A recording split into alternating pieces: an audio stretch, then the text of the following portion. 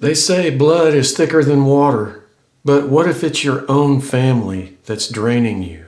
Some people have families that can be toxic. Sometimes the people that are supposed to love you the most can actually be the ones that hurt you the most. Let's talk about it. Some of the signs of a toxic family are criticism and belittling, manipulation and guilt tripping, lack of boundaries and control over your life, playing favorites and creating division, gaslighting or denying your reality. The impact of a toxic family will cause you low self-esteem and self-doubt, struggles with relationships, anxiety, stress, and even depression. And this cycle of toxicity can repeat itself over generations. Some of the ways to handle a toxic family are setting boundaries. Learn to say no and limit your interaction. Detaching emotionally. Just know that the problem is them, not you. Seek support from friends, mentors. Build yourself a little group of a support system so you can handle it. And to the extreme, sometimes cutting off contact can be the only way you can heal, is to distance yourself from the toxicity. Just learn how to shift yourself from being a victim to taking control over your own life. Family should be a source of love, not pain. And if yours isn't, you have the right to protect yourself. What happened to me growing up was my immediate family was not toxic. Well, I should say they were toxic in certain ways, but for the most part, I was grateful and lucky to have a loving family that I belonged to. The problems for me growing up were my extended family. I had a grandmother who hated me. She took it out on me, but I think she hated men in general because of what had happened to her. I was told by her at an early age, maybe 3 or 4 years old, that I was worthless. I was going to amount to nothing. She even went as far as getting in my face and telling me that when I get older, I should not try to join the military because I will never make it. She would say things like that to me. I was just a child. I didn't know any difference. But she put so much fear in me because I felt like here's a person who's supposed to love me, and she's complete opposite. She hated me. My parents would take me over to her house for her to babysit me for the afternoon or a day, and I used to dread it because she was mean. I didn't deserve to be treated like that, and I didn't know how to handle it. I was just a little kid. I had that experience with my grandmother. I used to also dread family reunions every summer. My parents would take me and my sister to Arkansas every summer for a family reunion of people that I would only see that once a year. I quickly learned that these people were a racist, bigoted, stuck-up bunch of backstabbing, just toxic people. I couldn't do anything about it.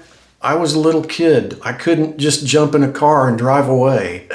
I had to be there. I had to put up with it. And I didn't really know how to handle it. And I was one of these little kids that if you said something mean to me like my grandmother did, it sunk deep down inside of me. It stayed with me the rest of my life. And I think it's because I had this idea in my head that these people were supposed to love me. I didn't feel like these people were on my side at all, ever. It was shocking to me. I thought, why do all these people hate me? Why do they belittle me? Why do they put me down? Why do they make fun of me? I get enough of that at school. I don't need it here with a family, but that's what I got. It just, they were all a bunch of rich, snobby white people that were in the banking and insurance industries and oil people, and they had all this money, and they looked down on my parents and me because we didn't have that. So that was one strike against me before I even showed up. So it was a toxic 2 weeks every summer growing up that I used to dread, because these people, it's sad to say that I'm related to them, but these people were just toxic. I didn't understand why they were so mean to me, why they bullied me. I had 2 of my cousins, older cousins, take me out on a boat on a lake, and they saw that I was introverted. I was one of the slow kids. Back then they called you retarded, is what I was called, because I was an introverted little child. I didn't know how to express myself or be outgoing in any way. I internalized everything. I would think about things inside my head before I could say anything. And I was one of these kids, and I still am, one of these kind of people that you can bully and verbally put down or say something smart aleck to me. I won't think of a comeback until 3 days later. That's how slow my brain is. So that's what I was putting up with every summer. But these 2 people took me out in a boat out into the middle of the lake and shook the boat like they were going to throw me overboard. And they threatened to throw me overboard and leave me out there. Now, these are people that I thought were supposed to love me, were supposed to be on my side, were supposed to care about me. No, they didn't at all. It was just the complete opposite. And I had aunts and uncles that were all millionaires. Do you think they would help me or my parents? No. They weren't going to lift a finger. And to this day, I don't understand it.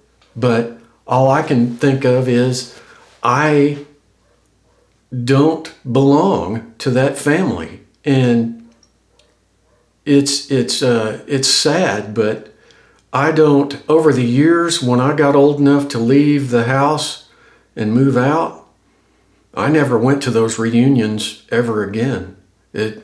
Why? Didn't do me any good.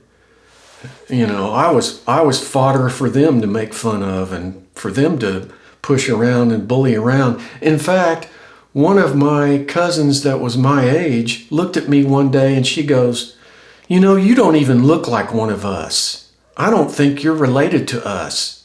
And inside I was thinking, well, maybe I'm not, Maybe I don't belong to you guys. I would rather not.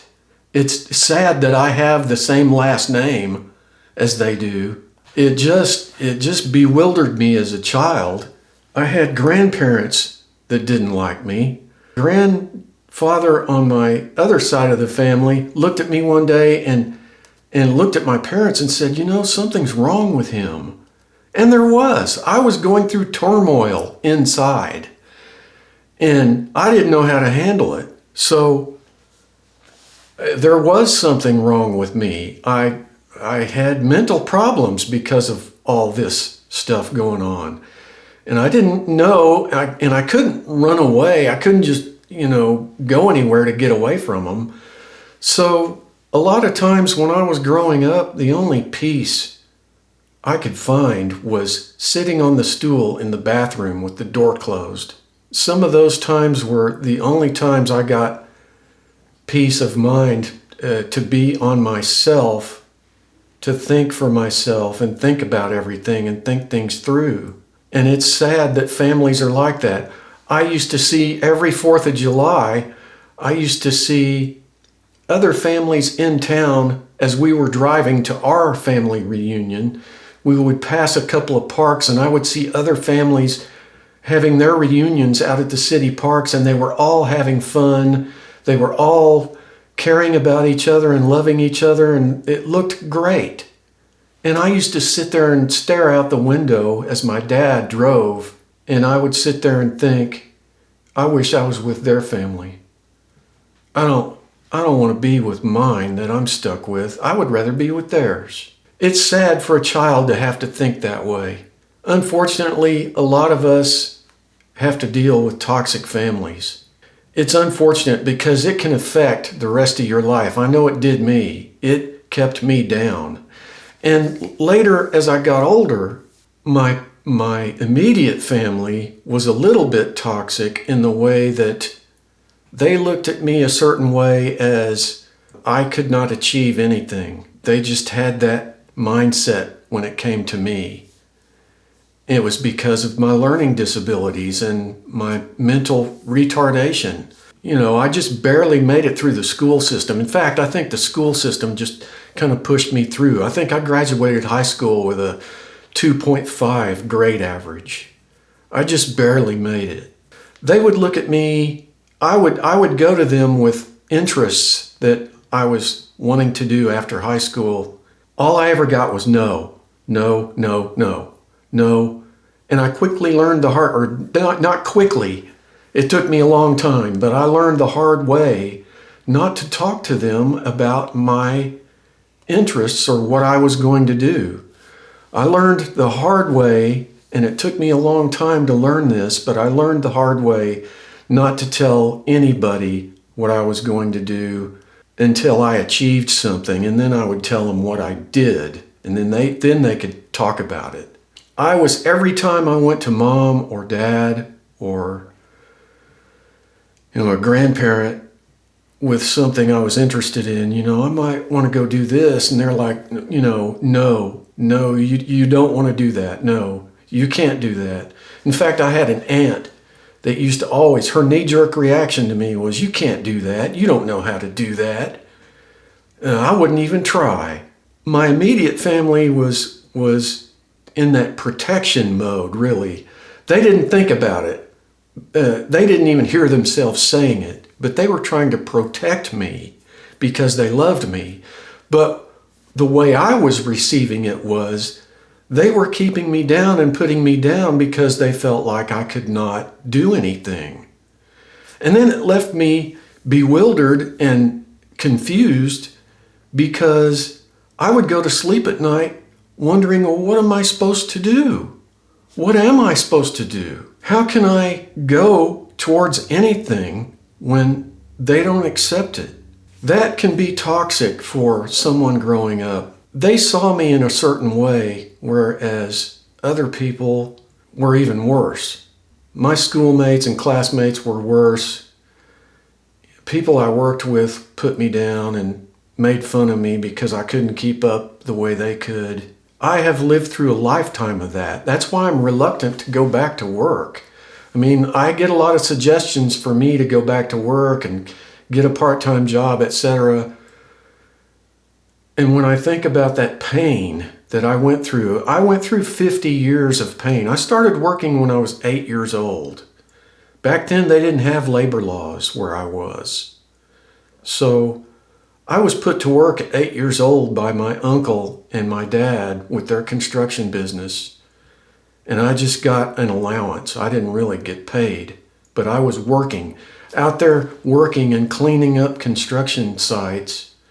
Here I was, this little kid sweeping out buildings. I look back on it all and it's just a long 50 years of working for other people and being belittled and put down and made fun of because I don't learn the way normal people learn. And I'm slow. I'm not dumb. I'm just slow. I can understand it coming from the workplace and from school, but when it's your own family that puts you down, it really hurts. It hurts. It hurt me deeply. It hurt me so much that it made me feel like I had to make this video. That's how bad it hurt me.